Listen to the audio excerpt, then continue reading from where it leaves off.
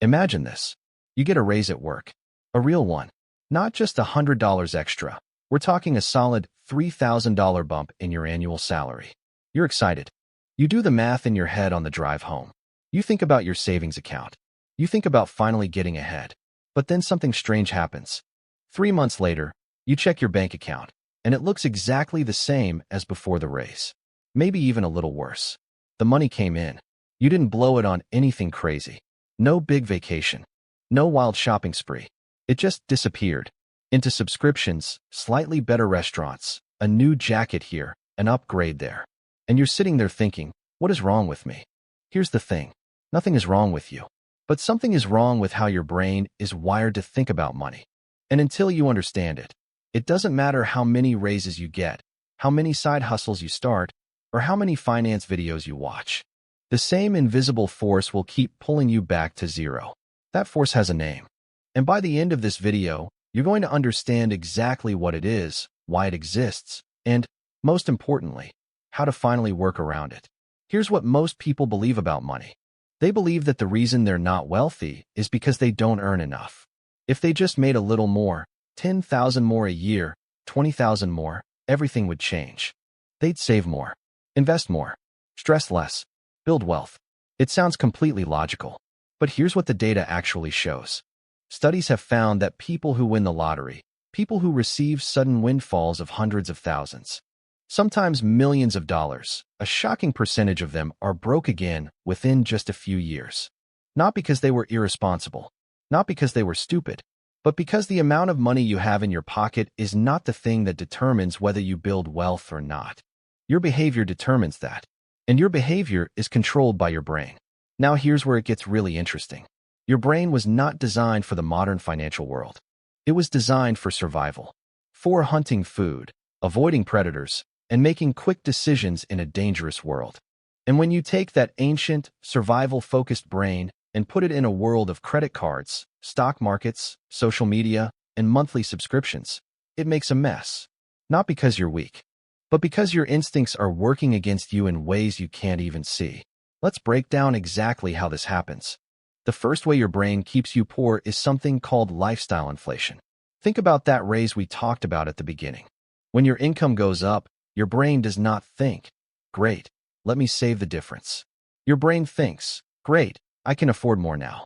A better apartment, a newer phone, nicer food, a gym with a sauna, little upgrades that each feel completely reasonable on their own. This is called lifestyle inflation, and it is almost invisible when it's happening to you. Here's a simple way to picture it. Imagine your spending is a gas in a container, and your income is the size of the container. When the container gets bigger, the gas doesn't stay the same size. It expands to fill the space. That's exactly what your spending does every time your income grows. The result? Your bank account looks the same no matter what you earn. This isn't laziness. It's not stupidity. It's a deeply wired psychological response called hedonic adaptation. It means that humans constantly adjust to new levels of comfort and pleasure, and whatever used to feel like a luxury very quickly starts feeling like a necessity. The $10 lunch you used to treat yourself to on Fridays becomes your normal Tuesday meal. The streaming service you added during lockdown is now non-negotiable. The nicer neighborhood you moved into after your promotion is now just where you live. And your brain incredibly goes right back to wanting more. This is why lottery winners go broke. It's not because they spent irresponsibly. It's because their lifestyle simply inflated to match their new income, and then a little beyond it. The second way your brain keeps you poor is something called present bias. Here's a quick thought experiment. Would you rather have $100 right now or $150 in 1 month? Most people, when you actually put the cash in front of them, choose the $100 right now, even though they could make 50% more by just waiting 30 days. The logical part of your brain knows waiting is smarter, but a deeper, older part of your brain screams, take the money now. This is called present bias, and it is one of the most financially destructive forces in human psychology. Your brain assigns enormous value to what's available right now and dramatically undervalues what's available in the future. And this shows up everywhere in your financial life.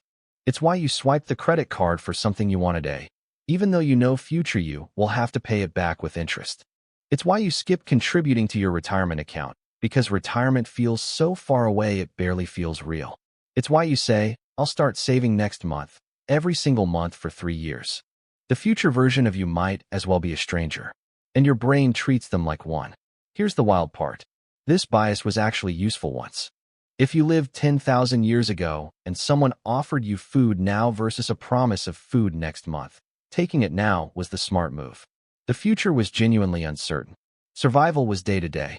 But in the modern world, this instinct is costing you a fortune. The money you don't invest at 25 isn't just the money you don't invest. It's the 25 years of compound growth you never get to experience. It's the difference between retiring comfortably and working into your 70s. But because that outcome is so far away, your brain simply can't feel it. And we tend to act on what we feel, not what we know. The third way your brain keeps you poor is called social comparison. There's a reason you feel perfectly fine about your car until your neighbor buys a nicer one. There's a reason a salary that felt incredible until you find out your colleague earns more. There's a reason you felt completely satisfied with your apartment until you started scrolling through your friends' Instagram stories from their new place. Humans are wired to measure their success relative to the people around them, not by absolute standards, by comparison. This goes back to our tribal roots. In small communities, your status relative to others actually mattered for your survival. Higher status meant more resources, more protection, more access to food and mates. So your brain evolved to constantly scan the social environment and ask, how am I doing compared to them? In the modern world, that instinct is being exploited at a massive scale. Social media is essentially a highlight reel of everyone's best moments, their vacations, their outfits, their cars, their renovations. Your brain sees it and instantly begins comparing. And what does comparison do? It makes you spend. You buy the new phone not because you're stopped working, but because theirs looks better. You book the holiday not because you needed a break, but because everyone else seemed to be traveling. You upgrade your wardrobe not because you needed clothes, but because you wanted to feel like you were keeping up. Economists call this keeping up with the Joneses. Psychologists call it social comparison theory. But for your bank account, it has one simple effect. It drains it. Constantly. Invisibly. And often on things that don't actually make you happier once you have them. Here's the twist that makes this even worse. The people you're trying to keep up with are often doing the same thing. Spending to look like they have more than they do. Living on the edge of what their income allows, just to maintain an appearance. The race has no finish line, and it is funded entirely by your own money. Now here's the deeper idea that ties all of this together. Wealth is not about how much money you make. Wealth is about the gap between what you make and what you spend. That gap, that small, invisible space between your income and your lifestyle, is where wealth is built. And your brain's job, almost biologically, is to close that gap as fast as possible. Lifestyle inflation closes it from the spending side. Present bias closes it by making saving feel pointless. Social comparison closes it by making you spend on status rather than security. Every single one of these forces is pushing you towards zero. And they're not occasional threats. They are running in the background of every financial decision you make, every single day. Think about it this way. Imagine you're trying to fill a bathtub with water. You turn on the tap. The water flows in. But someone left the drain open. No matter how long you run the tap, the tub stays empty. Your income is the tap. Your wealth-building habits are the water. And your brain, with all of its biases and instincts, is the open drain. You can earn more. That's turning up the tap. But until you close the drain, it doesn't matter. Now here's what makes this even more powerful to understand. These psychological patterns don't affect poor people and leave wealthy people alone. They affect everyone. The difference is that wealthy people, either through education, mentorship, or painful experience, have learned to recognize these patterns and put systems in place that work around them. They automate their savings so the decision is already made before their brain can argue against it. They define their lifestyle consciously rather than letting it expand by default. They choose their social circles carefully because they understand that the people you spend time with shape what you consider normal. They don't have better willpower. They have better systems. And that distinction, willpower versus systems, is one of the most important ideas in personal finance. Because willpower runs out. Every single day, every decision you make, every temptation you resist, every time you choose the salad over the burger or the savings account over the shopping cart, it depletes a resource your brain has in limited supply. Psychologists call this decision fatigue. The more decisions you make, the worse your later decisions become. This is why even highly disciplined people make terrible financial choices at the end of a long, stressful week. Not because they stopped caring, but because their brain is exhausted and it defaults to the path of least resistance, which is almost always the more expensive, more impulsive option. Wealthy people don't rely on being disciplined every day. They build structures that make the right choice automatic. That's the real secret. So what do you actually do with all of this? The first thing is simply this: awareness.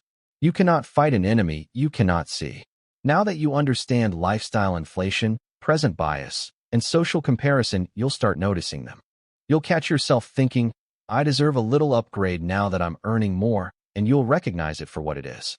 You'll see yourself scrolling through someone's travel photos and feeling suddenly unsatisfied with your own life, and you'll know what's happening in your brain. That awareness alone is worth more than any budgeting spreadsheet. But awareness only gets you so far. So here are 3 actual shifts you can make. The first shift is to pay yourself before your brain gets involved. The moment your paycheck arrives, a portion of it should automatically move to a savings or investment account. Not what's left over at the end of the month. Not what you decide to save after you've spent. Before. Automatically. So your brain never sees it as money available to spend. This one habit alone neutralizes lifestyle inflation and present bias simultaneously. Because the decision is already made. Your brain doesn't get a vote.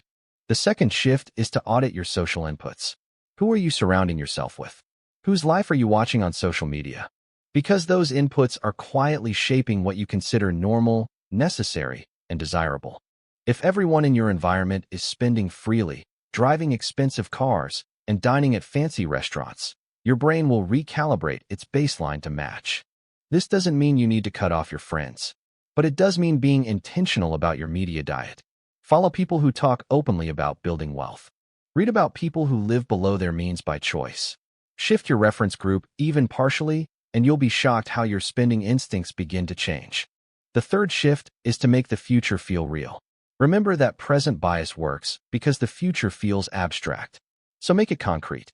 What would your life look like at 65 if you started investing consistently today versus if you didn't? Write it down. Give it numbers. Give it detail. When the future feels like a real place, one you can actually see yourself living in, your brain starts caring about it. Think about it like this. You wouldn't casually spend the money you need to pay rent next week, because that consequence feels real and close. The goal is to make your future financial life feel equally real, not distant and theoretical, but vivid and personal. Here's the thought I want to leave you with. Your brain is not broken. It is actually doing exactly what it was built to do: keep you safe, keep you comfortable, keep you connected to your social group. Every bias we talked about today is a feature, not a bug, in a world that no longer exists. But you live in a different world now. A world where the greatest threat isn't a predator in the forest. It's dying broke at 65 because your ancient instincts were running your modern finances. The wealthy and the not-so-wealthy are often not separated by intelligence. They're not separated by opportunity, or luck, or even income as much as we think. They're separated by whether or not they understood the game being played inside their own heads. Most people spend their whole lives thinking the problem is out there: the economy, the system, the salary, the timing. And while those things are real, they are not the first problem to solve. The first problem to solve is in here. In the way your brain instinctively responds to money, status, comfort, and the future. Once you understand that, everything changes. Not overnight. Not perfectly. But you stop feeling like money is something that happens to you, and you start feeling like it's something you can actually shape. And that shift, right there, is where wealth building actually begins.